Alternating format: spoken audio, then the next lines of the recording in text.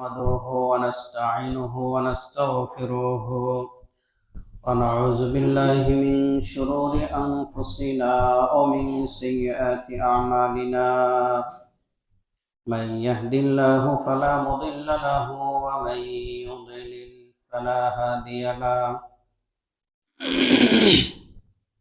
ونشهد أن لا إله إلا الله وحده لا شريك له.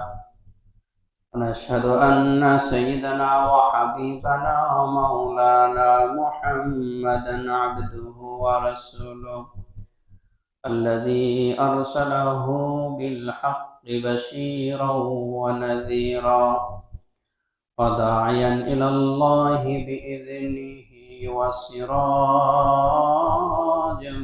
منيرا. فقد قال الله تعالى في كلامه المجيد وفرقانه الحميد: أعوذ بالله من الشيطان الرجيم. بسم الله الرحمن الرحيم. سبحان الذي أسرى بعبده ليلا من المسجد الحرام إلى المسجد الأقصى الذي باركنا حوله لنريه من آياتنا إنه هو السميع البصير. وقال تعالى في شأن رسوله: إن الله وملائكته يصلون على النبي يا أيها الذين آمنوا صلوا عليه وسلموا تسليما. اللهم صل على محمد وعلى آل محمد كما صليت على إبراهيم وعلى آل إبراهيم إنك حميد مجيد. اللهم بارك على محمد وعلى آل محمد كما باركت على إبراهيم إنك حميد مجيد. اللهم بارك لنا في رجب وشعبان وبلغنا رمضان. شكرا لنا آمين. আলহামদুলিল্লাহ। আল্লাহ সুবহানাহু ওয়া তাআলার দরবারে অসংখ্য অগণিত শুকর আদায় করছি যে মহান রব্বুল ইজ্জত আল জালাল আমাদেরকে শারীরিকভাবে সুস্থ থেকে দুনিয়ার সমস্ত ফিতনা ফাসাদ থেকে মুক্ত করে প্রতি সপ্তাহে এ সপ্তাহেও মসজিদে এসে জুমার সালাত আদায়ের জন্য বসা এবং কোরআন ও হাদিস থেকে কিছু কথা বলা ও শোনার তৌফিক যে মহান রব্বুল আলামিন আমাদেরকে দান করলেন, সেই মহান সত্তার দরবারে কালিমাতুশ শুকর আদায় করছি আলহামদুলিল্লাহ। সম্মানিত ভাইয়েরা, এটা কোন মাস চলছে? রজব মাস। রাসূলুল্লাহ সাল্লাল্লাহু আলাইহি ওয়াসাল্লাম এই রজব মাস থেকে দোয়া করতেন: আল্লাহুম্মা বারিক লানা ফি রজব ওয়া শাবান ওয়া বাল্লিগনা রমাদান। হে আল্লাহ, রজব এবং শাবান মাসের বরকত আমাদেরকে দান করুন এবং আমাদের হায়াত রমজান পর্যন্ত পৌঁছে দিন। তো আমরা দোয়া করি আল্লাহ যেন রজব শাবানের বরকত দান করেন এবং আমাদের হায়াত রমজান পর্যন্ত পৌঁছে দেন, শারীরিক সুস্থতার সাথে যেন সিয়ামগুলো পালন করতে পারি। তো সম্মানিত হাজিরিন, তো সামান্য কিছু কথা সংক্ষিপ্ত আকারে খুব গুরুত্বপূর্ণ কথা দুটি বিষয় আজকে আলোচনা করার চেষ্টা করব ইনশাআল্লাহ। একটা বিষয় স্টার্ট করব আর একটা বিষয় সংক্ষেপে আলোচনা করব। এক নম্বর বিষয় হলো আল্লাহ তাআলা পয়গম্বরদেরকে দুনিয়াতে পাঠিয়েছেন, তারা অনেক কষ্ট করেছেন, অনেক কষ্ট করেছেন, ঘাম ঝরেছে, রক্ত ঝরেছে, জীবন গেছে দিনের জন্য। কিসের জন্য? দিন প্রতিষ্ঠা করার জন্য। আর নবীদের মধ্যে সর্বশেষ সর্বশ্রেষ্ঠ নবী রাসূল করে আল্লাহ রাব্বুল আলামিন যাকে পাঠিয়েছেন তিনি হলেন মুহাম্মদুর রাসূলুল্লাহ সাল্লাল্লাহু আলাইহি ওয়াসাল্লাম। তো ওনাকে আল্লাহ রাব্বুল আলামিন অনেকগুলো মুজিজা দিয়েছেন, অনেকগুলা। এর মধ্যে আল্লাহ তাআলার অলৌকিক একটা ঘটনা, বিস্ময়কর একটা ঘটনা আল্লাহ রাব্বুল আলামিন ঘটিয়েছেন। অধিকাংশ ঐতিহাসিক মুফাসসির মুহাদ্দিসিনে কেরামের মতে রজব মাসে। কোন মাসে? রজব মাস। তো এই মাসে একটি সফর আল্লাহ রাব্বুল আলামিন বিশ্বনবী সাল্লাল্লাহু আলাইহি ওয়াসাল্লামকে দিয়ে করিয়েছে, যে সফর তিনি ছাড়া পৃথিবীর আর কোনো মানুষকে করান নাই। কারণ তিনি হলেন স্পেশাল, তিনি এক পিস, গোটা গোটা সৃষ্টির মধ্যে এক পিস। তো আপনি দেখবেন বিশ্বনবী সাল্লাল্লাহু আলাইহি ওয়াসাল্লাম যত জায়গায় প্রচুর পরিমাণে নির্যাতিত হয়েছেন, আল্লাহ রাব্বুল আলামিন অনেক জায়গায় তাকে সান্ত্বনা দিয়েছেন। কি দিয়েছেন? সান্ত্বনা দিয়েছেন। আর সব নবীদের কষ্ট একত্রিত করলে আর বিশ্বনবী সাল্লাল্লাহু আলাইহি ওয়াসাল্লামের কষ্ট যদি এক পাল্লায় রাখা হয় তাহলে বিশ্বনবীর কষ্টের পাল্লাই ভারী। তো সম্মানিত ভাইয়েরা, তো বিশ্বনবী সাল্লাল্লাহু আলাইহি ওয়াসাল্লামকে আল্লাহ রাব্বুল আলামিন এই সফরটা করিয়েছিলেন। এর আগে কয়েকটা ঘটনা, কয়েকটা কষ্ট বিশ্বনবী সাল্লাল্লাহু আলাইহি ওয়াসাল্লাম পেয়েছেন, মারাত্মক ধরনের কষ্ট। আমরা সকলে জানি যে দিনের কারণে রাসূলুল্লাহ সাল্লাল্লাহু আলাইহি ওয়াসাল্লামের 3 বছর শাবে আবি তালিবে তৎকালীন সময়ের জেলখানায় বন্দী থাকা লাগছে। কয় বছর? ওনাকে যারা ভালোবাসেন, হিতাকাঙ্ক্ষী, এরা সহ। আপনার কি লাইফে কখনো এমন হয়েছে দিনের জন্য জেল কাটছেন? হয়েছে? দিনের জন্য বাড়িঘর ছাড়া লাগছে? হয়েছে? চিন্তা করেন। বের হয়ে আসলেন সেখান থেকে, শাবে আবি তালিব অবস্থা এমন হয়েছে, গাছের পাতা, খাদ্য দেওয়া হয় নাই, তাদেরকে সামাজিকভাবে বয়কট করা হয়েছে।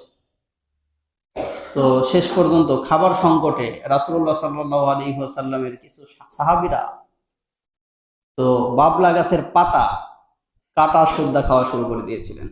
তাদের পায়খানা হয়েছিল ছাগলের পায়খানার মতো, খাবারের কারণে। কিসের কারণে? দিনের জন্য এই পরিমাণের কষ্ট।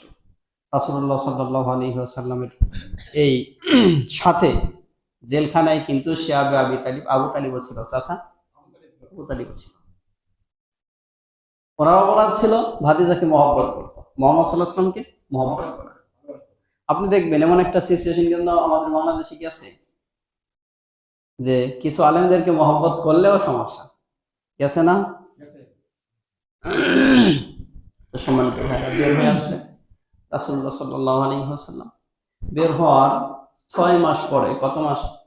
6 মাস পরে অল সাইড দিয়ে যেই চাচা সাপোর্ট দিতেন রাসূল করিম সাল্লাল্লাহু আলাইহি ওয়াসাল্লাম, যেই চাচার হৃদয়ের মধ্যে আল্লাহ রাব্বুল আলামিন এমন ভালোবাসা ঢেলে দিয়েছিলেন যে নিজের কলিজার টুকরা সন্তানদের থেকে মুহাম্মদ সাল্লাল্লাহু আলাইহি ওয়াসাল্লামকে বেশি ভালোবাসতেন। কারণ ওই যে আল্লাহ রাব্বুল আলামিন কোরআন হাকিমের মধ্যে বললেন, আলাম ইয়াজিদিকা ইয়াতীমান ফাআওয়া, হে রাসূল আমি কি আপনাকে এতিম অবস্থায় পাইনি? আপনার আশ্রয়স্থল ছিল না, আশ্রয়ের ব্যবস্থা আমি আল্লাহ তাআলা করে দিয়েছি। এই যে চাচার দিলের মধ্যে ভালোবাসা, মহব্বত ঢেলে দিলেন কে? আল্লাহ রাব্বুল আলামিন। এই ভালোবাসার জন্য নিজের সন্তানদের চাইতে আবু তালিব ভালোবাসতেন সবচাইতে বেশি বিশ্বনবী মুহাম্মদ সাল্লাল্লাহু আলাইহি ওয়াসাল্লাম।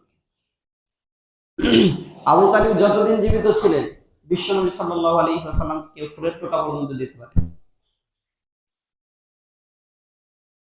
তো জেলখানা থেকে বের হয়ে আসার পর 6 মাস পর আবু তালিবের ইন্তেকাল হয়ে গেল। একটু লক্ষ্য করেন, কি হয়ে গেল? ইন্তেকাল হয়ে গেল। এর কিছুদিন পরে কোনো কোনো ঐতিহাসিকগণ লিখেছেন 2 মাস, কেউ বলেছেন 3 দিন, খাদিজা রাদিয়াল্লাহু আনহা ওনারও ইন্তেকাল হয়ে গেল। ওনারও কি হলো? ইন্তেকাল হয়ে গেল। রাসূলুল্লাহ সাল্লাল্লাহু আলাইহি ওয়াসাল্লামের ডান হাত বাম হাত ভেঙে পড়ল। তিনি তো মানুষ। এদিক দিয়ে আবু তালিবের ইন্তেকালের পরে মক্কার মুশরিকরা, ওরা তো আরো নির্যাতনের স্টিম রোলার 180 মাইল গতিতে চালাতে লাগে। এখন আর প্রতিবাদ করার মতো, বাধা দেওয়ার মতো কেউ নেই। বুঝতে পারছেন? যেভাবে ইচ্ছা সেভাবে মুহাম্মদ সাল্লাল্লাহু আলাইহি ওয়াসাল্লামকে নির্যাতন করতে লাগলো। একদিন আজকে সিরাত গ্রন্থের মধ্যে দেখছিলাম, রাসূলুল্লাহ সাল্লাল্লাহু আলাইহি ওয়াসাল্লাম বের হয়েছেন ঘর থেকে। বের হওয়ার পরে এক গোয়ার প্রকৃতির আছে না, মানুষ আছে না, ও বের হয়েছে। বের হয়ে মুহাম্মদ সাল্লাল্লাহু আলাইহি ওয়াসাল্লামের মাথার মধ্যে মাটি উঠিয়ে দিয়ে দিয়েছে। তো রাসূলুল্লাহ সাল্লাল্লাহু আলাইহি ওয়াসাল্লাম বাসায় ঢুকে গেছেন। তার এক কন্যা, আল্লাহ রাসূল সাল্লাল্লাহু আলাইহি ওয়াসাল্লামের কন্যা কয়জন ছিলেন? কয়জন? 4 জন। জানা আছে? জানা আছে না? উম্মে কুলসুম, রুকাইয়া, জাইনাব, আর হলো ফাতেমা রাদিয়াল্লাহু আনহা।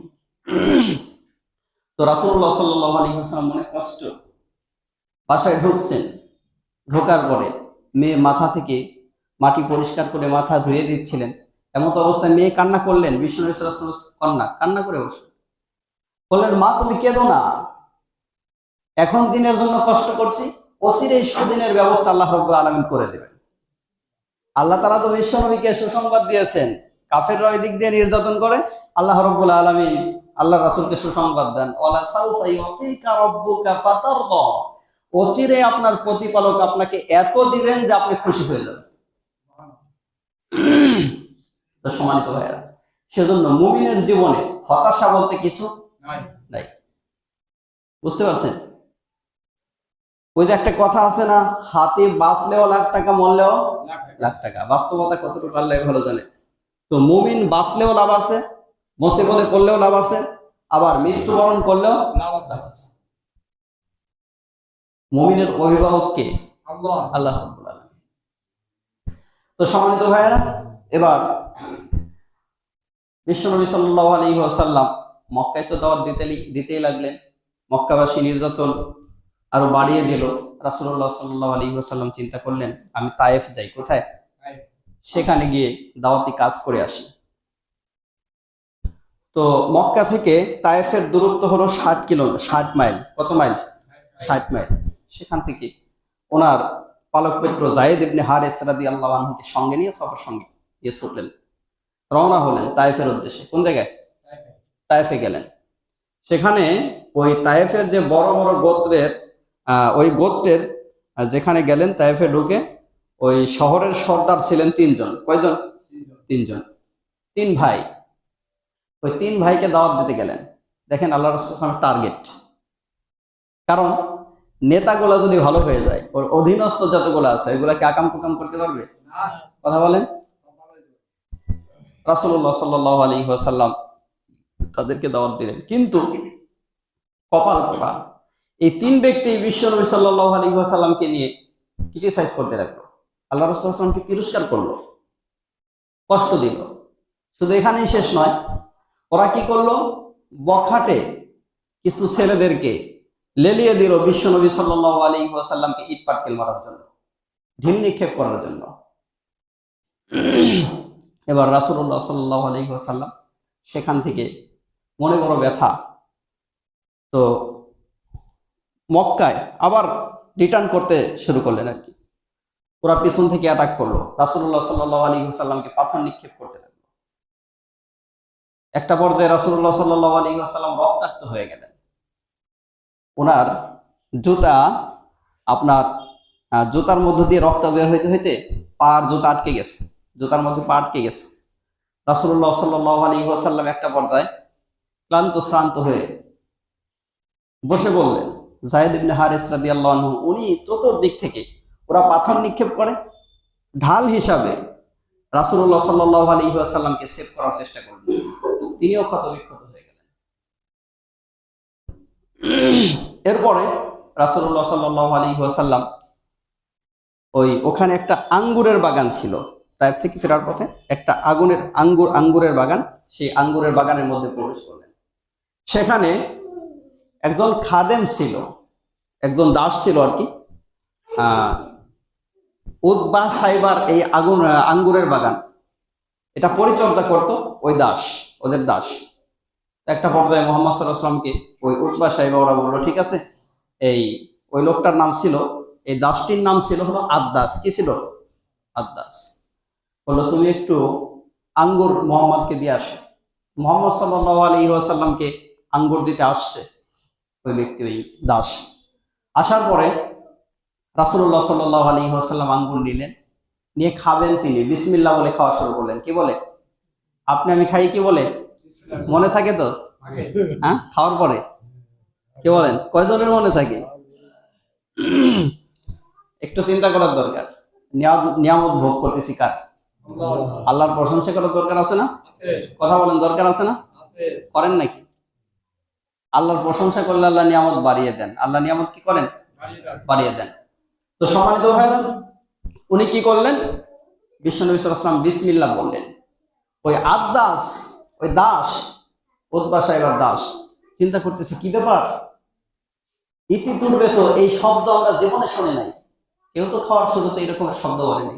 তখন এই দাস বলতেছে, কি ব্যাপার, আপনি এই শব্দটা কেন বলেন? এই শব্দ তো আর জীবনে শুনি নাই। আপনার পরিচয় কি? বিশ্বনবী সাল্লাল্লাহু আলাইহি ওয়াসাল্লাম পরিচয় দিলেন। কি দিলেন? পরিচয় দিলেন।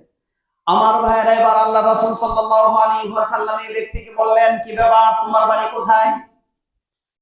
এই লোক বলতে শুরু করলো, আমার বাড়ি ইউনুস আলাইহিস সালাতু ওয়াস সালামের গ্রামে।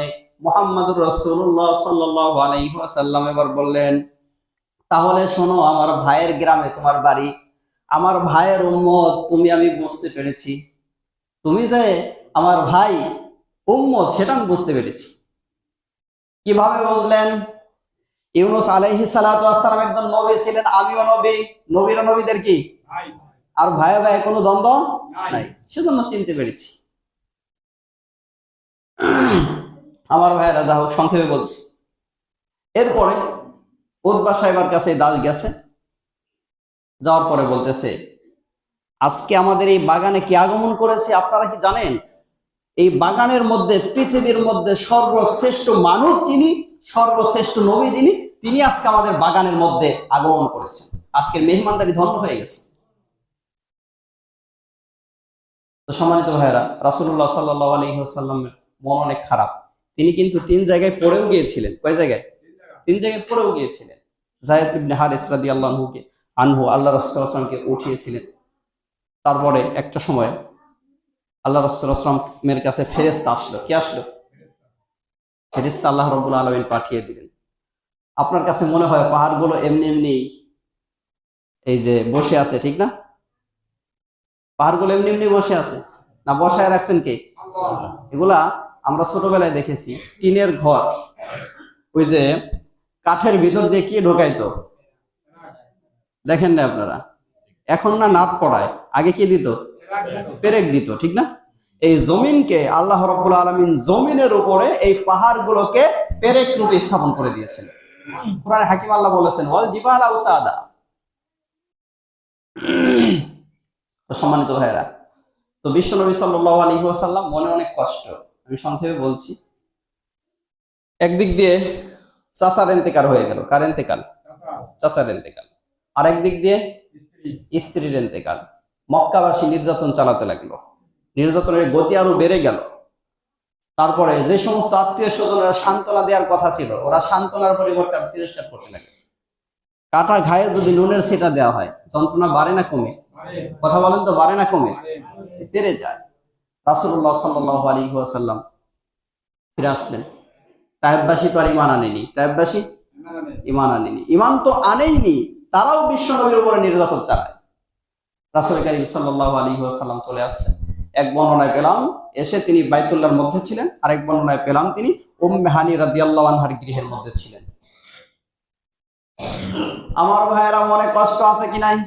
কথা বলেন, অনেক কষ্ট। কি করে বোঝে আপনাদেরকে? অতঃপর আল্লাহ রাব্বুল আলামিন ফেরেশতা পাঠিয়ে দিলেন, জিবরিল আলাইহিস সালাতু ওয়াস সালামকে পাঠিয়ে দিলেন। আমার নবীর রক্ত ঝরেছে আমার দ্বীন কায়েম করার জন্য আমার জমিনে, সুতরাং আমার নবী মুহাম্মদ সাল্লাল্লাহু আলাইহি ওয়াসাল্লামকে একটা সারপ্রাইজ দেব। কি প্রাইজ? কথা বলেন, কি প্রাইজ? এমন সারপ্রাইজ দেব যা পৃথিবীর কোন মানুষকে আমি দেইনি। সাধারণ মানুষ তো দূরের কথা, কোন নবীদের পর্যন্ত সেখানে নেইনি। আল্লাহ রাব্বুল আলামিন পাঠিয়ে দিলেন। কাকে পাঠালেন? কথা বলেন। এই জুনিয়র নেতা সিনিয়র নেতার জন্য অর্থ দিছে, শ্রম দিছে, একটা পর্যায়ে গুলি খাইছে। কি খাইছে? গুলি খাইছে। এখন গুলি খাওয়ার পরে দীর্ঘদিন হসপিটালে। নেতা জানতে পারছে আমার জন্য বল্টু মিয়ার শরীরের রক্ত গেছে, গুলিও খাইছে। এখন নিজে দলবল সুদ্ধা বল্টু মিয়ারে দেখতে গেছে হসপিটালে। কোথায়? হসপিটালে গিয়ে বলতেছে আমার জন্য তো রক্ত ঝরছে, তোর শরীরের মধ্যে গুলিবিদ্ধ হয়েছে, তো সুতরাং তোর চিকিৎসা খরচ যা আছে সব আমার, সব। এরপরে তোকে ব্যাংক ব্যালেন্স দেবো 10 লাখ টাকা। কয় লাখ? আর আগামী মাসে তুই সুস্থ হ, আমি থাইল্যান্ডে যাবো সফরে, তুই আমার 1 নাম্বার সফর সঙ্গী থাকবি। তাহলে ওর কষ্ট কি আর কষ্ট থাকে? এই কথা বলেন, ওর কষ্ট কি আর কষ্ট থাকে? ও কষ্ট যা পাইছিল সব মুহূর্তের মধ্যে শেষ। তো বিশ্বনবী সাল্লাল্লাহু আলাইহি ওয়াসাল্লাম আল্লাহর দ্বীন জমিনে জিন্দা করতে গিয়ে, কায়েম করতে গিয়ে, প্রতিষ্ঠিত করতে গিয়ে বিশ্বনবীর শরীর থেকে রক্ত ঝরেছে। আল্লাহ রাব্বুল আলামিন বলেন, ও ফেরেশতা জিবরিল, আমার নবীকে সারপ্রাইজের ঘোষণা দাও। এমন জায়গায় সফর করাবো যেই জায়গায় কোনো মাখলুক পৌঁছতে পারেনি। তো সম্মানিত ভাইয়েরা, জিবরিল আলাইহিস সালাতু ওয়াস সালাম আসছেন। আসার পরে বলেন, ইয়া রাসূলুল্লাহ, তাড়াতাড়ি প্রস্তুত হন, তাড়াতাড়ি প্রস্তুত হন। কোথায় যাব? মুসলিমে অনেক লম্বা হাদিস, বুখারীতে এসেছে। তো আল্লাহ রাব্বুল আলামিন আপনাকে সফর করতে বলেছেন, আর এমন জায়গায় আল্লাহ সফর করাবে পৃথিবীর কোন মাখলুকের সেখানে পৌঁছানো সম্ভব না। তো এরপরে আল্লাহ রাসূল সাল্লাল্লাহু আলাইহি ওয়াসাল্লাম বলেন, উতিতু বিল বুরাক, বুরাক আনা হলো। কি আনা হলো? সেই ভ্রমণের কথা আল্লাহ রাব্বুল আলামিন সূরা বানী ইসরাঈলের 1 নম্বর আয়াতের মধ্যে বলেছে। কোন সূরা? সূরা বানী ইসরাঈল। তো এই সফরের 2টি অংশ আছে। কয়টি অংশ? একটু লক্ষ্য করেন, কয়টি অংশ আছে? একটি হলো ইসরা আর একটি হলো মিরাজ। কি বললাম? একটু আওয়াজ দেন তো, কি বললাম? আগেরটা বলেন ইসরা, আর পরেরটা মিরাজ। এই সফরটা এতটা অসাধারণ সফর ছিল, আল্লাহ রাব্বুল আলামিন নিজে বর্ণনা দিতে গিয়ে তিনি সুবহান শব্দ ব্যবহার করেছেন। কি বলেছেন? আমরা আশ্চর্যকর কোন ঘটনা দেখলে বা আশ্চর্যকর কোন কথা শুনলে সুবহানাল্লাহ বলি না? আল্লাহ নিজেই এখানে সুবহান শব্দ ব্যবহার করেছেন।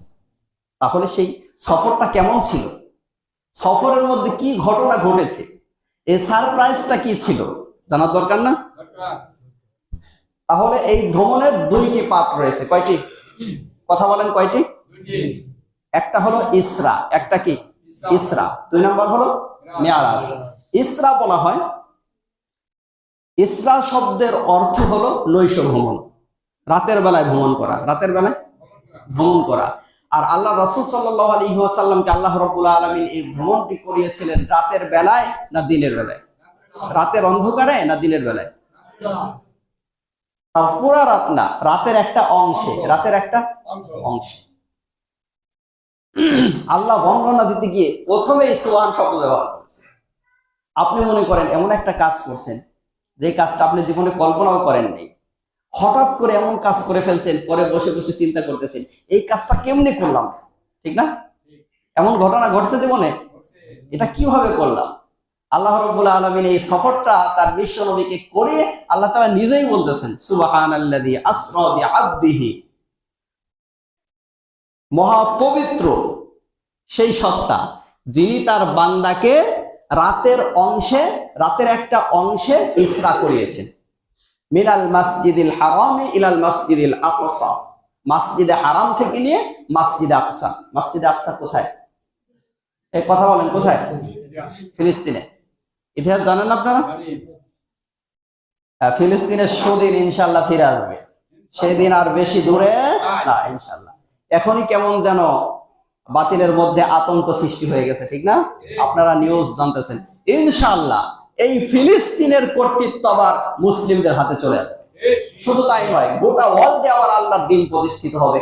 এটা ঠেকানোর মতো ক্ষমতা কোনো রাম বাবা নাস্তিক মুরতাদদের নাই। তো সম্মানিত ভাইরা, তাহলে আরেকটা ইম্পর্টেন্ট বিষয় আমাদের সামনে আছে, এটা ইনশাল্লাহ ধারাবাহিকভাবে আলোচনা করা যাবে। তাহলে ইসরা আমরা বুঝতে পারলাম, মসজিদে হারাম থেকে অর্থাৎ বাইতুল্লাহ থেকে আপনার মসজিদে আকসা এই পর্যন্ত যে সফরটা হয়েছিল বিশ্বনবী সাল্লাল্লাহু আলাইহি ওয়াসাল্লামের, এটাকে বলা হয় ইসরা। আর মসজিদে আকসা থেকে নিয়ে সিদরাতুল মুনতাহা পর্যন্ত যে ভ্রমণটা আল্লাহ রাব্বুল আলামিন করিয়েছিলেন সেটাকে বলা হয় মিরাজ। মিরাজ শব্দের অর্থ হলো ঊর্ধ্বে গমন। কোথায়? ঊর্ধ্বে গমন। তার মানে হলো বাইতুল মাকদাস থেকে নিয়ে সিদরাতুল মুনতাহা পর্যন্ত যেই সফরটা হয়েছিল সেটাকে কি বলা হয়? মিরাজ। এই সফরের অংশ কয়টা? কথা বলেন, কয়টি? দুইটি। এক নাম্বার কি? আওয়াজ দেন। হ্যাঁ, ইসরা। আমার ঘটনা বলা উদ্দেশ্য না, আমার হলো এখান থেকে শিক্ষা বের করে ব্রেনের মধ্যে যাতে সেভ হয়ে থাকে এমন ভাবে বলা উদ্দেশ্য। এই সফরের কয়টা অধ্যায়? দুইটা। এক নাম্বার কি? ইসরা। দুই নাম্বার মিরাজ। ইসরা কাকে বলে? বাইতুল্লাহ থেকে নিয়ে বাইতুল মাকদাস পর্যন্ত যে সফরটা আল্লাহ তাআলা তার বিশ্বনবী করিয়েছিলেন সেটাকে ইসরা বলে। আর বাইতুল মাকদাস থেকে নিয়ে সিদরাতুল মুনতাহা পর্যন্ত যে ভ্রমণটি হয়েছিল সেটাকে কি বলে? মিরাজ বলে। তাহলে ইনশাআল্লাহ এরপর থেকে আলোচনা চলবে। ইনশাআল্লাহ আমরা খুব বেশি বিস্তারিত আলোচনা করব না, শিক্ষাগুলো বের করব। আল্লাহ রাসূল গেলেন, কি কি দেখলেন, কি কি নিয়ে আসলেন উম্মতের জন্য। ঠিক আছে না ইনশাআল্লাহ? তো সম্মানিত ভাইরা, আরেকটা ইম্পর্টেন্ট বিষয় আমাদের সামনে, সেটি হলো গত কয়েকদিন যাবত আমরা দেখছি বাংলাদেশের সেকুলাররা, ইসলাম বিদ্বেষীরা, ধর্মনিরপেক্ষবাদীরা এমন ভাবে উঠে পড়ে লেগেছে, ওরা পূর্বের 5 আগস্ট থেকে ওরা এখনো পর্যন্ত শিক্ষা নিতে পারেনি। ইসলামের বাতিকে যারাই নিভিয়ে দেওয়ার চেষ্টা করছে ওরা নিভে গেছে, ওদের 14 গোষ্ঠী সুদ্ধা নিভে গেছে। এমন ভাবে নিভে গেছে যে ওদের বংশের বাতি জ্বালানোর মতো আর কেউ থাকে না। এখান থেকে ওরা শিক্ষা নেয়নি। তো এখন বড় পরিতাপের বিষয় হলো, বড় পরিতাপের বিষয় কি জানেন? অনেক নামধারী মুসলিম ওদের সুরে সুর মিলায়, ওদের তালে তাল মিলায়, এমন আছে কি নাই? কথা বলেন। ধর্ম নিরপেক্ষ মতবাদ এটা সম্পূর্ণ কুফরি একটা মতবাদ। তো সম্মানিত ভাইয়েরা, এদের থিওরি হলো সেকুলারিজম কাকে বলা হয়, ধর্ম নিরপেক্ষতা কাকে বলা হয়। ওদের মূল থিওরি হলো, ওদের মূল উদ্দেশ্য হলো ইসলামকে দমন করা। ইসলামকে দমন করা। ওদের থিওরি হলো শিক্ষাঙ্গনে ধর্ম থাকবে না, সামাজিক কৃষ্টি কালচার সেখানে ধর্ম থাকবে না, তারপরে হলো রাষ্ট্র পরিচালনার ক্ষেত্রে ধর্ম থাকবে না। তাহলে ধর্ম থাকবে না কোথায়? কথা বলেন। গত কয়েকদিন যাবত এই বক্তব্য আপনারা শুনতেছেন না? শুনছেন? কেউ শুনছেন? এরা বলে যে কোরআনে কোনো রাজনীতি নাই। কোরআনে কোনো, তাহলে রাজনীতি আছে কোথায়? আল্লাহ রাব্বুল আলামিন বললেন যে এই কোরআনটা হলো পরিপূর্ণ পূর্ণাঙ্গ একটা জীবন বিধান। তাহলে যেই কোরআনের মধ্যে রাজনীতি নাই ওইটা কি পরিপূর্ণ একটা জীবন বিধান হতে পারে? যেই সমাজের মধ্যে, যেই কিতাবের মধ্যে সামাজিক রীতিনীতি নাই সেই কিতাব কখনো পূর্ণাঙ্গ হতে পারে? কথা বলেন। আমার ভাইয়ের, আল্লাহ রাব্বুল আলামিন বললেন ওয়া তাম্মাত কালিমাতু রাব্বিকা সিদকাও ওয়া আদলা লা মুবাদদিলা লিকালিমাতি। আল্লাহ তাআলা বললেন আল্লাহর কিতাবটা পরিপূর্ণ। আল্লাহর কিতাব কি? পরিপূর্ণ। কথা বলেন, আল্লাহর কিতাব কি? পরিপূর্ণ, ইনসাফ দিয়ে, ন্যায় নীতি দিয়ে পরিপূর্ণ। এখন আপনি সমাজে, রাষ্ট্রে যদি ইনসাফ কায়েম করতে চান কোরআন ছাড়া পারবেন? এই কথা বলেন, পারবেন? পারবেন না, জীবনেও সম্ভব না। তাহলে এখন আসেন, ওরা বলে যে ইসলামে কোনো মানে কোরআনে কোনো রাজনীতি নাই। যারা বলে কোরআনে কোনো রাজনীতি নাই, রাজনীতির সাথে আর কোরআনের সাথে সম্পর্ক নাই, আমরা ওদেরকে বলতে চাই ওদের সাথে আর ইসলামের সাথে কোনো সম্পর্ক নাই। বুঝতে পারছেন? মুসলমান থাকতে পারে না। আল্লাহর একটা বিধানকে অস্বীকার করা মানে কাফের হয়ে যাওয়া, কাফের হয়ে যাওয়া। বুঝতে পারছেন? তাহলে এখন আসুন তো আমরা দেখি যে আসলেই আপনার ইসলামের সাথে আর রাজনীতির সাথে, কোরআনের সাথে আর রাজনীতির সাথে কোনো সম্পর্ক আছে কি নাই? আপনারা বলেন আছে? সত্যি আছে। আরে বিশ্বনবী সাল্লাল্লাহু আলাইহি ওয়াসাল্লাম স্বয়ং নিজে কোরআন দিয়ে রাষ্ট্র চালাইছেন। তার যে কাছের 4 জন সাহাবী তারাও কোরআন দিয়ে রাষ্ট্র চালাইছেন, চালান নাই? তারপরে কোরআনে হাকিমের মধ্যে আল্লাহ রাব্বুল আলামিন স্পষ্টভাবে সূরা নাহাল, কোন সূরা? সূরা নাহালের মধ্যে 90 নম্বর আয়াতের মধ্যে আল্লাহ রাব্বুল আলামিন বললেন, ইন্নাল্লাহা ইয়া'মুরু বিল আদলি, নিশ্চয় আল্লাহ তাআলা তোমাদেরকে নির্দেশ দিয়েছেন ইনসাফ প্রতিষ্ঠা করতে। ইনসাফ করতে, কি করতে? ইনসাফ বোঝেন আমার ভাইরা? এরপরে আল্লাহ রাব্বুল আলামিন কোরআনে হাকিমের মধ্যে সূরা মায়েদার মধ্যে পরপর 3 জায়গায় আল্লাহ রাব্বুল আলামিন উল্লেখ করেছেন, ওয়া মান লাম ইয়াহকুম বিমা আনজালাল্লাহু ফাউলাইকা হুমুল কাফিরুন। আল্লাহ তাআলা বলেন, আমার বিধান দিয়ে যারা বিচার কার্য ফায়সালা করে না, এরা নামাজ রোজা হজ যাকাত যাই করুক না কেন ওরা কাফের। ওরা কি কাফের? এই কথা বলেন কাফের। কাজেই ধর্ম নিরপেক্ষ মতবাদ এরা সম্পূর্ণ কুফরি মতবাদ। এগুলোর সাথে কোনো মুসলমানের সাথে কানেকশন থাকতে পারে না। কোনো মুসলমান নামধারী যদি ওইদিকে দৌড়ায় তাহলে ওরা মুসলমানও থাকতে পারে না। তারপরে আল্লাহ রাব্বুল আলামিন বললেন, আমার দিয়া বিধান দিয়ে যারা বিচার করে না এরা হলো জালেম। এরা কি? এরপরে আল্লাহ রাব্বুল আলামিন সূরা মায়েদার মধ্যেই বললেন, আমার দিয়া বিধান দিয়ে যারা বিচার করে না এরা হলো ফাসিক। এরা কি? ফাসিক। সূরা হাজ্জের মধ্যে আল্লাহ রাব্বুল আলামিন বলেন, আল্লাযীনা ইম্মাক্কান্নাহুম ফিল আরদি আকামুস সালাহ ওয়া আতাউয যাকাতা ওয়া আমারু বিল মা'রুফি ওয়া নাহাউ আনিল মুনকার ওয়ালিল্লাহি আকিবাতুল উমুর। আল্লাহ তাআলা বলেন, ইমানদাররা যদি রাষ্ট্র ক্ষমতা পায় তারা 4টি কর্মসূচি বাস্তবায়িত করবে। কয়টি? 4টি। তাহলে এখানে কি রাজনীতির কথা আছে কি নাই? আছে। স্পষ্ট। যারা বলে যে কোরআনে রাজনীতি নাই, আসলে 1 নাম্বার হলো ওদের 14 গোষ্ঠী হলো আবু জেহেলের গোষ্ঠী। ডিএনএ পরীক্ষা করে দেখেন, ব্লাড টেস্ট করে দেখেন, আবু জেহেলের গন্ধ পাওয়া যাবে। সেজন্য ওরা মুসলিম হতে পারে না। কি হতে পারে না? বড় পরিতাপের বিষয়, আফসোসের বিষয়, নামধারী কিছু মুসলিম ওদেরকে সাহায্য সহযোগিতা করে। আছে কি নেই? সাহায্য করে বিষয় এরকম না, ওদের মিছিলে দেখেন ম্যাক্সিমাম এই ধরনের মুসলিমই বেশি নামধারী, ঠিক না? তো সম্মানিত ভাইরা, সেজন্য ধর্ম নিরপেক্ষ মতবাদ এটা সম্পূর্ণ একটা কুফরি মতবাদ।